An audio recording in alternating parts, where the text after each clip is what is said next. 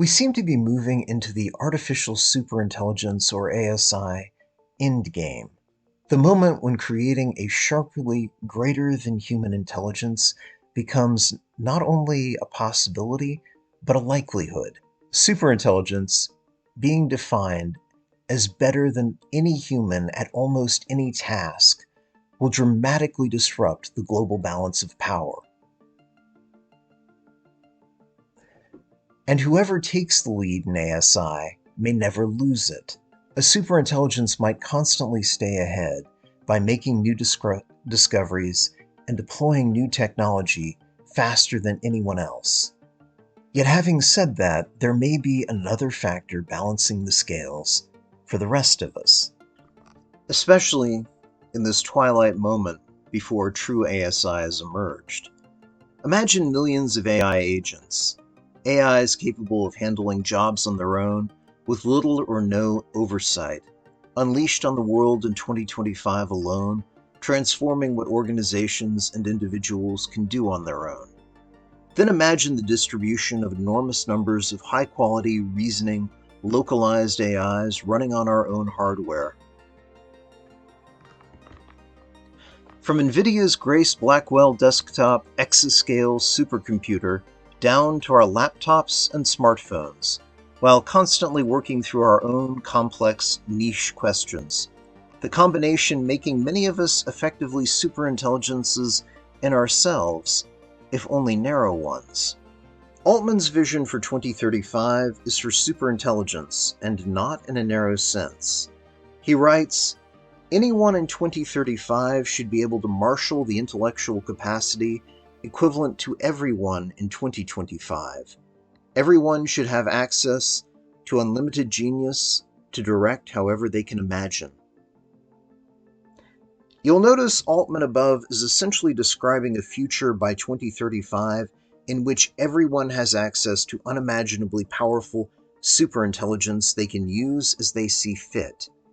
If true, however it unfolds, universally accessible superintelligence will utterly rewrite civilization and alter the human condition to an incomprehensible degree. But how will it unfold if unfold it does? Which option will be the deciding one?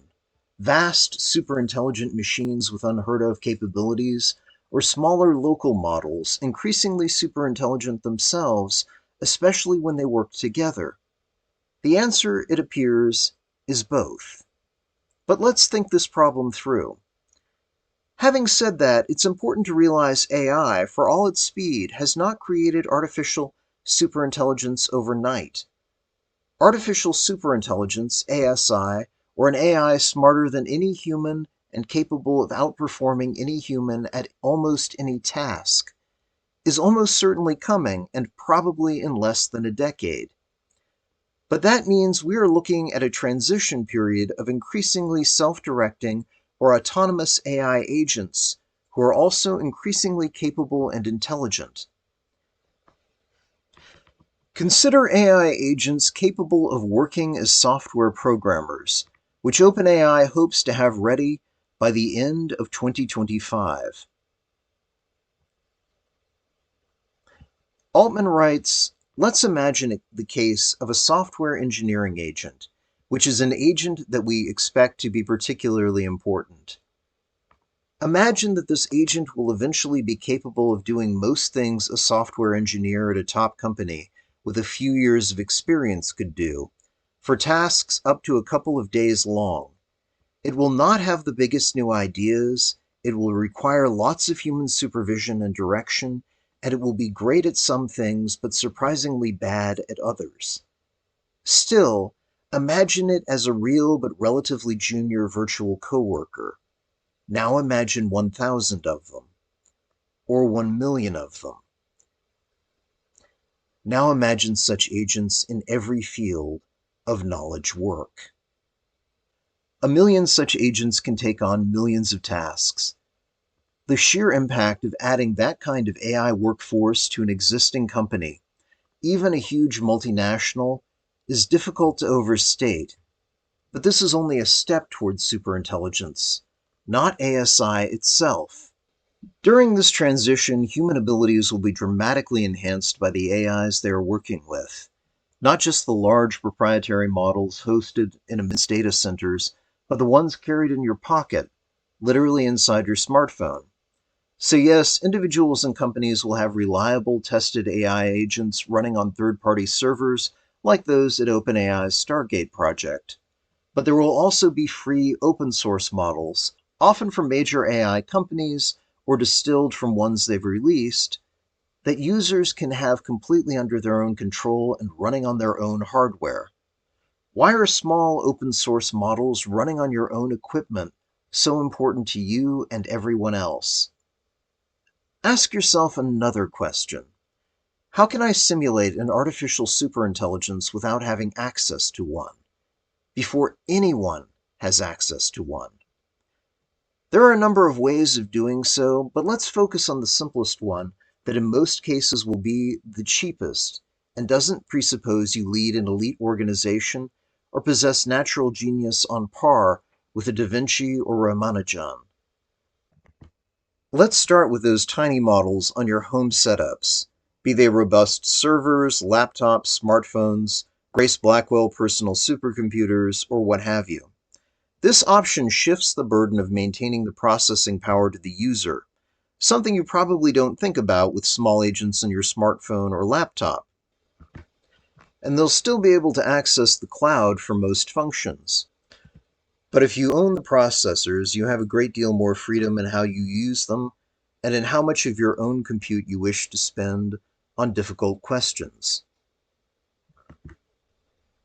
The important thing to remember here is that we've found the more time an AI spends on a challenging question, the better the answer we get back.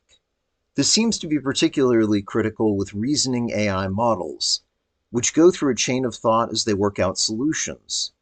OpenAI's O3 model is now providing the deep research tool with extended research times to generate reports for users, but most of its responses come within minutes, not hours or days. But what if you wanted to push a powerful AI model to its limits, and to have it spending hours, days, weeks, or even a few months thinking something through?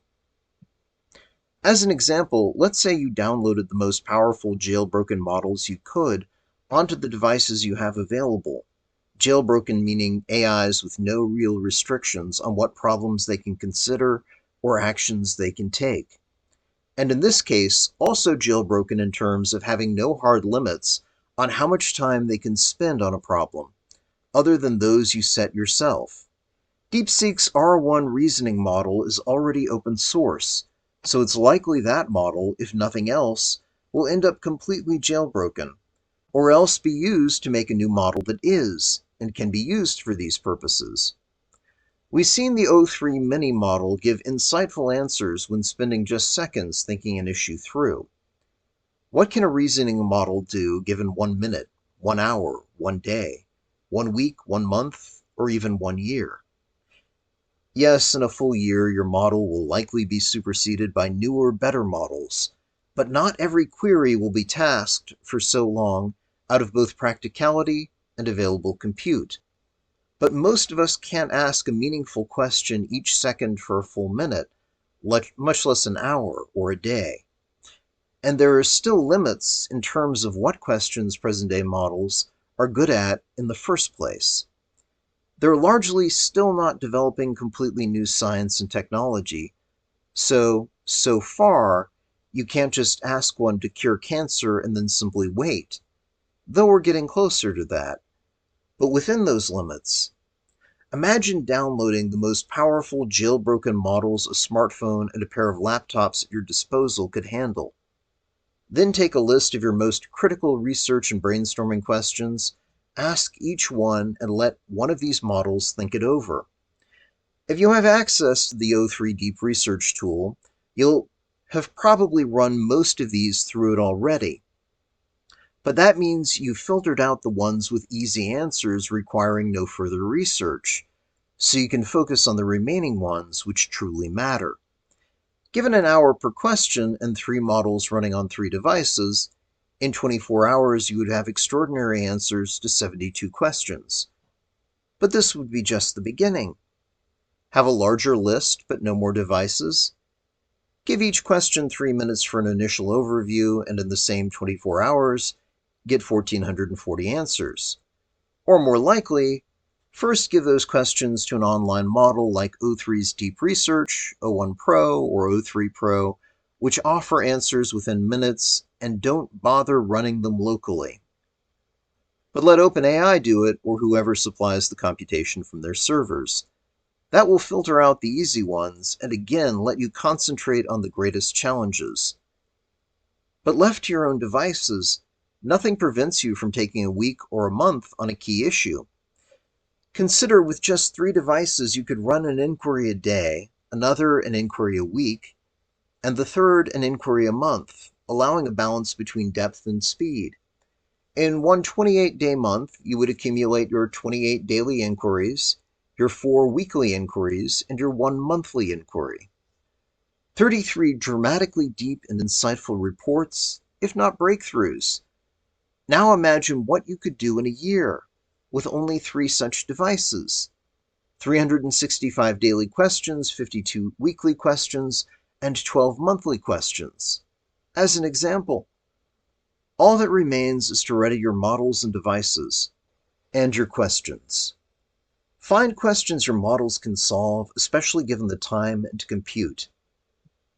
If you can dictate problem-solving techniques which will improve their output, do so. If you can dictate problem-solving techniques which will improve their output, do so. Tree of Thought and RAG, Research Augmented Generation, will likely be built in already, but use any reasoning models which seem to help. And finally, emphasize questions which truly matter, whether to you personally or due to their strategic import.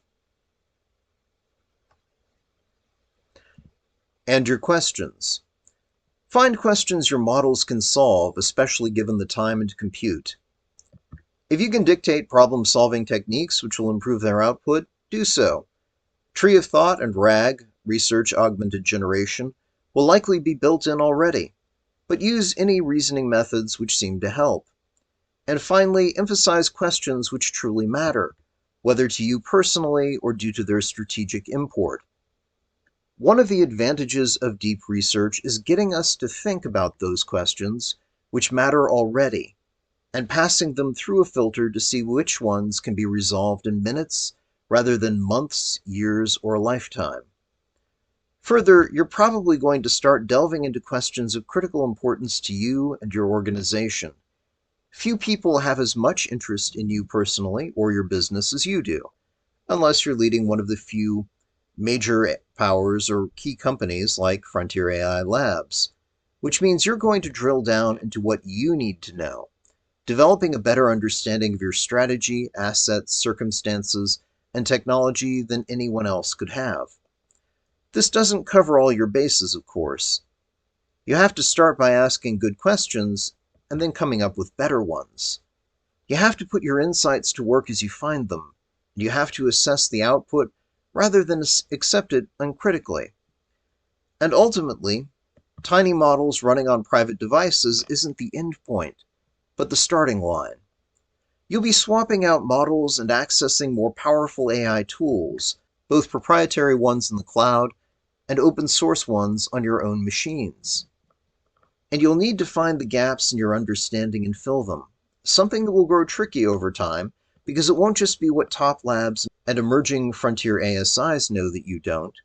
It will be everything all the other companies and individuals running their own pocket ASIs know that you don't. But this is why shrewd actors will avoid the war of all against all, and instead learn to cooperate with a range of trusted partners, patrons, and service providers to fill in those blanks and to get a heads up when something disruptive is coming out. Think for now about how cybersecurity provided by the US government or companies like Microsoft already incorporates AI to automate their defenses.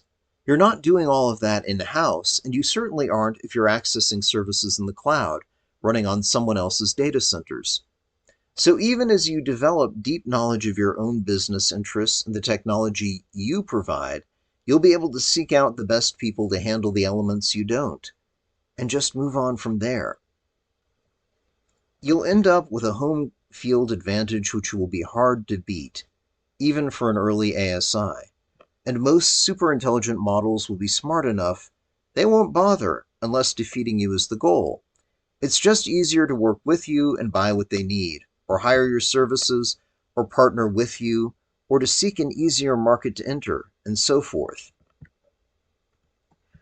It's not a guarantee of success, but your odds go up dramatically if you leverage AI well in advance, in ways that are hard to duplicate in a timely and cost-effective manner.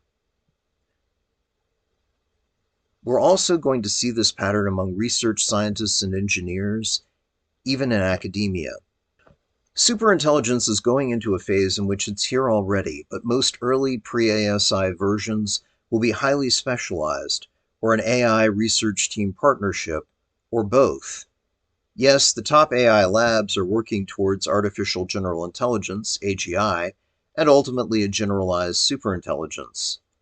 But we don't have to wait.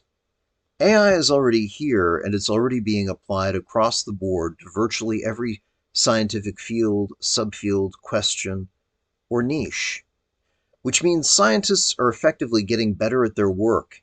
And by the time AI is advanced enough to replace the scientists of 2020, the scientists of 2025 or 2030 will effectively be much smarter, not to mention the specialized AIs already working for them.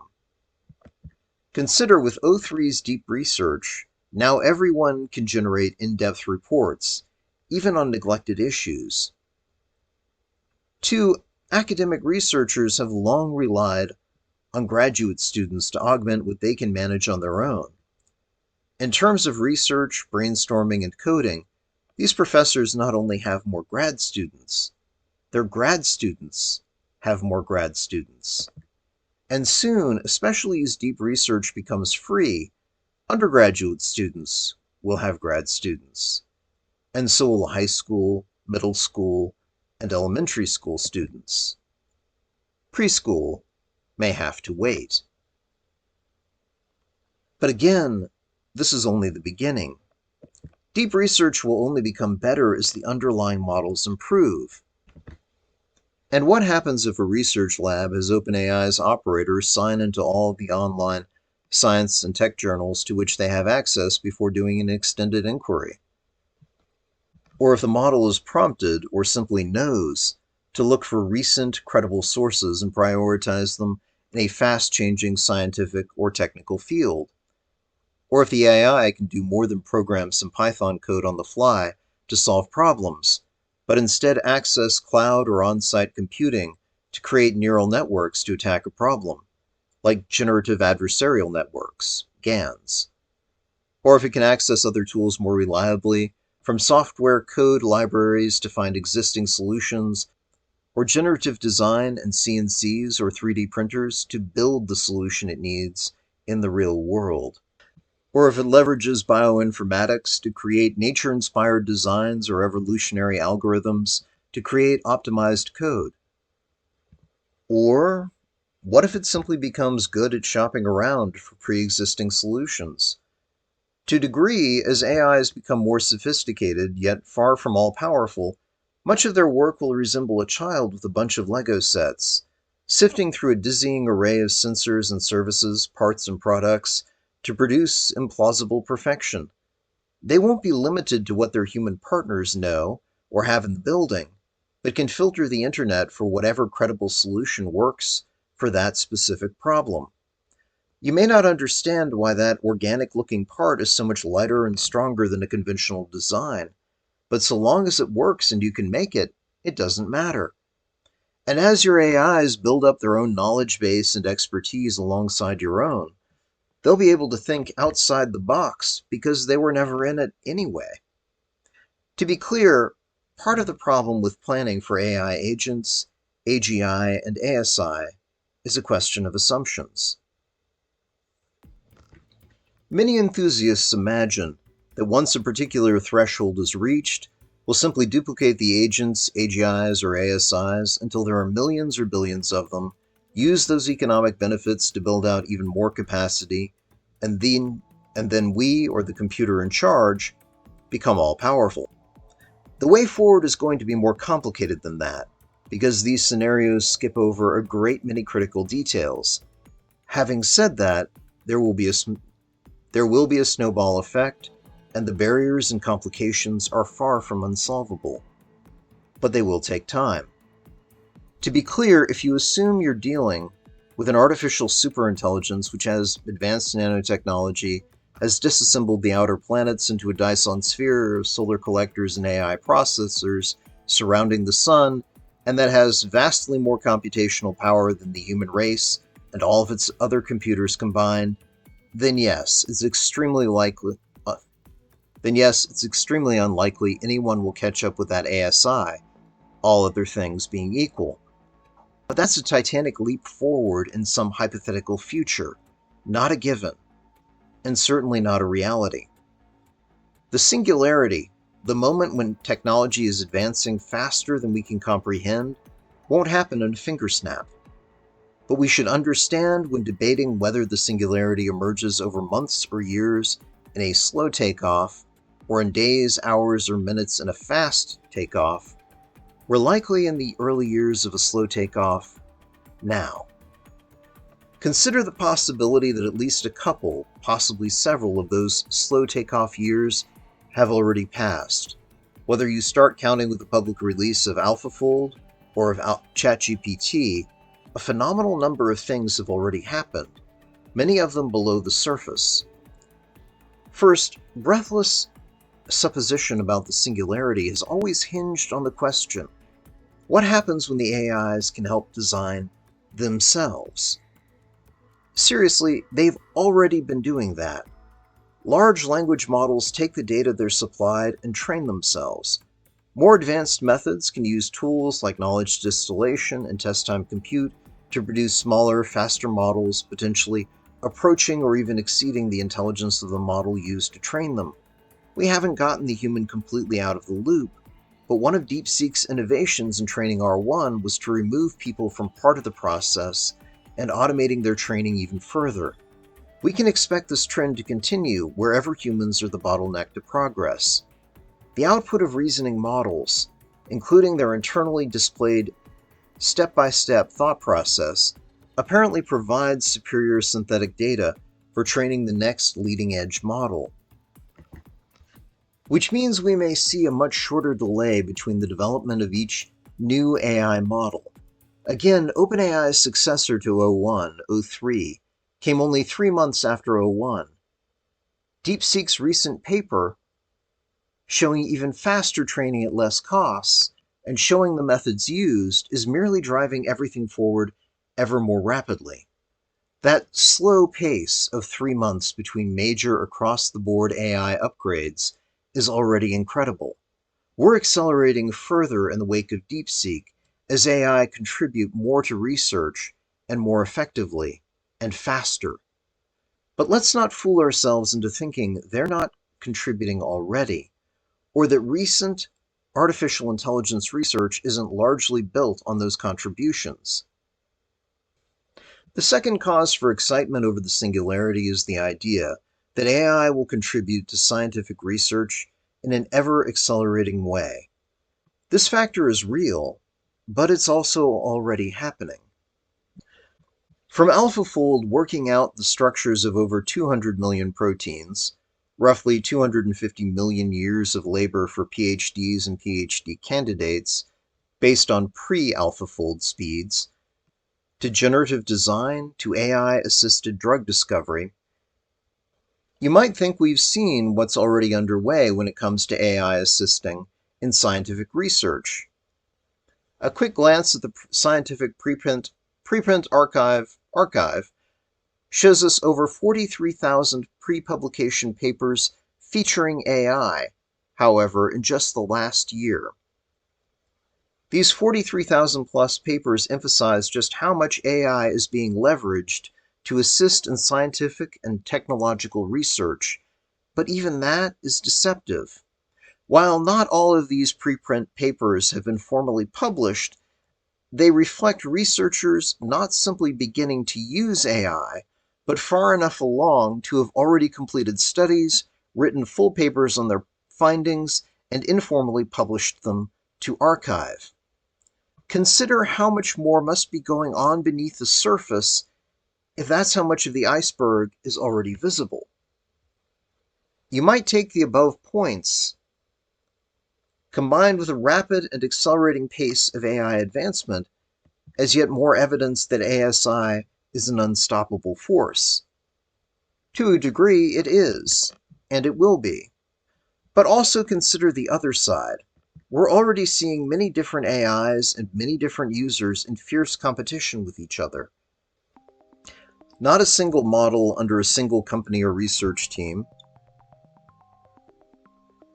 doing all research at all times and all places. We're also seeing the research and innovation niche down into all kinds of specific problems and opportunities. The problem with assuming that a somewhat superior ASI will automatically outclass the work of a somewhat inferior one makes a critical assumption. All things being equal. They won't be equal. Think about all of the biotech breakthroughs, AI related or not, which we know about today. Now imagine those breakthroughs and more besides existed, but were not available to the public, or in many cases, even publicly known. And then imagine that one organization actually held all of them. A more powerful Google DeepMind, for example, or a similar company with an extra biomedical focus. AlphaFold figured out the structure of over 200 million proteins in a year. Evolutionary scale simulated 500 million years of evolution in proteins to develop new bioluminescent ones. Every cure has their AI heat map of potential cures possible from existing safety-tested drugs. We've cured sickle cell disease using FDA-approved gene therapy. Imagine all of these bio-breakthroughs and more under one roof, known to one powerful research organization, and being expanded all the time by powerful AIs. Then imagine a marginally more powerful AI with no tools, experience, or real time invested in these problems coming along and trying to best them. Now imagine an even more extreme scenario. The first model has the equivalent of all of the above advantages in whatever field is being contested, and the second model does not yet even know the field exists. Effectively trying to contend with the first model in genetic engineering when it has not yet learned of genetics itself. The equivalent of contending in the field of genetics without even knowing of the 19th century discoveries on heritability of Gregor Mendel. When your rival has everything from the completed Human Genome Project to gene therapy to AlphaFold 3. Good luck. If the AI can contest such a wildly unequal playing field, then what the second AI can do with almost no knowledge or background would have to utterly dwarf what the first one can do with all of its advantages. Because how else could it catch up? But in the meantime, would a superintelligence even bother unless the research questions it was asking were critical to its goals? Especially if it could simply buy any biotech product it really needed from the first AI and its group of researchers. That may sound like an extreme case, but what happens when all those thousands and thousands of research teams doing scientific, technological, or medical research have spent vast amounts of time and processing power delving into questions no one else has? Often questions no one else has considered. What happens when businesses spend incredible human and computational capital on developing their niche service or product? If this again seems extreme, consider this is exactly what the frontier AI labs are doing. A niche, only one so consequential it isn't a deserted wasteland, but a packed arena, full of furiously contending competitors. In the case of AI, the leading companies are trying to pull so far ahead, their rivals can never catch up. There's a phrase in the industry, there is no moat, which means no one can carve out a protected area in AI which lets them charge premium prices for a premium product or service, because nothing in the end is premium if anyone can do it. I'd set aside the idea of a moat and embrace the vision of an ever-accelerating rocket. A moat is a fixed defense which can be drained or bridged or rendered irrelevant. A rocket is already moving faster than you can possibly go, and accelerating from there is much more effective at putting distance between you and your opponents. Ultimately, it's the rocket, not the moat, that most frontier labs are looking for. But so are most businesses in this era of rapid technological change. Now, obviously, it's much easier to be overtaken as a company if there are ASIs out there which can dramatically surpass you in processing power and algorithmic elegance. But if they don't have the tools to do the research, or the experiments to run at scale, or even know what questions to ask, it's much harder to make up that ground, or even traverse it. Clearly, I've argued it's a really good idea to take a reasoning model like O1, or now O3, and to systematically ask it every critical research question you're interested in, and to give it days, weeks, or months to think about the most important puzzles, given the tremendous improvements seen when reasoning models have far more time to ponder and hence more processing power. And yes, I also advocate for leveraging those models, if possible, with other powerful tools, but also for just asking these questions with simply the model itself and the extended time to weigh the answers if that's all you can muster.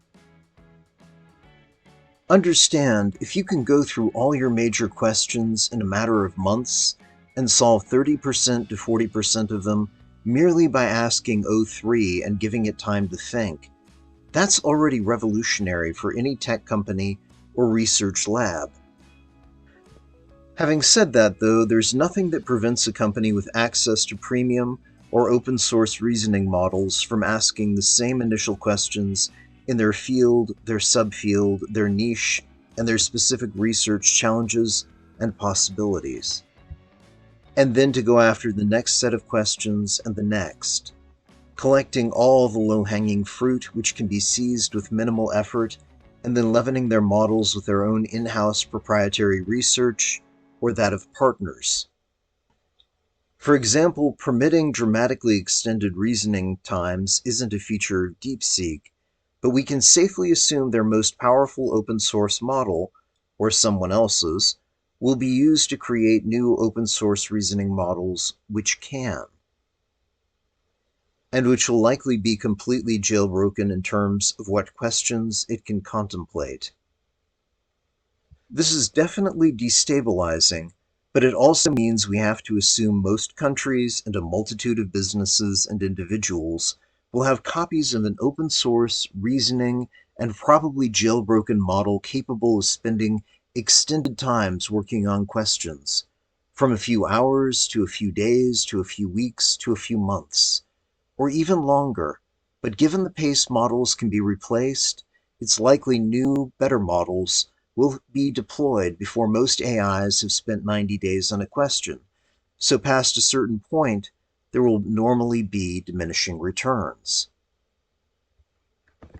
To be clear, this won't be the equivalent of the US government combining and leveraging the most powerful US models and tools with their legion of experts in science and technology, much less other advantages from quantum processing to generative design to evolutionary algorithms to 5-axis CNCs. But for the problems which only require the processing power and the extended thinking time and web access, it will be enough. A key limiter will remain processing power, which is why getting powerful reasoning models with extended thinking times down to the size they can be run on laptops and smartphones is so critical. But think about the implications. Not a single government running these analyses, but hundreds of countries, eventually millions of companies, and even millions and then billions of citizens. This isn't something that requires server farms or some complicated hardware hack like a Beowulf cluster, even necessarily a very robust home workstation. The falling operational costs and rising efficiencies of the models largely get us there on their own. Add a kind of function calling to access tools not built into the model, like running a GAN or tapping into other available resources, and you'll even end up with a shadow of what the US government could deploy if they wanted a de facto superintelligence now. In a sense, deep research isn't so much acclimating us to AIs working longer to provide better answers, but to the idea they only have to work so long to provide excellent responses to most questions. We need to understand that fact because soon we'll face the temptation of spending days or weeks on every major problem when many can be solved or at least addressed in minutes. The temptation, in other words, of just burning compute, even if it's our own. But consider the other consequence. We'll be solving problems at an unimaginable rate. Yes, initially there'll be problems solvable by the simple application of search and extended thinking time by reasoning models. But we'll solve those problems outright for governments, businesses, NGOs, and individuals, and make great headway on other questions requiring a lot of research on the path to a solution. As we bring other tools to bear, or teach AIs to use those other tools themselves, we'll find even more solutions even faster. AI agents are AIs which can do work for you like a remote employee, largely unsupervised. OpenAI is reportedly going to release its agents in 2025. Other companies have already done so, and free models like OpenAI's O3 Mini are effectively a narrower agent already for things like research, coding, and brainstorming. OpenAI is also planning to give limited access to deep research, even to free accounts, and Perplexity has released its own version of deep research as well. So we'll see jailbroken and non-jailbroken, open source and non-open source models working multiple critical problems for extended periods to generate far more comprehensive and insightful answers than otherwise possible, possibly used to retrieve multiple high-quality answers on multiple interrelated subjects to provide ever deeper insights and to prepare further forays into the subjects involved. Many AIs can be fine-tuned by larger models, such as open source, to be more specialized, but within those specialties, more effective and less compute-intensive than larger, more powerful models. Supposedly, the small DeepSeek model is the result of knowledge distillation, transferring knowledge from a larger model to a smaller one, and excels at making more powerful but more specialized models. DeepSeek is reportedly as powerful as the regular O1 model, though not the premium version O1 Pro. DeepSeek is also apparently censored to avoid saying things which would displease the Chinese government, making it in many ways far inferior. But because the full model and its underlying code and weights have been released into open source, fine-tuning and jailbreaking of that model should quickly remove that fatal weakness. Theoretically, reasoning models like O1 can generate endless training data for successor models, which can generate training data for their replacements in turn, simply by solving a broad range of problems. What if a mixture of experts used by a model included specialized mini-models called up as relevant to provide input into a harder problem?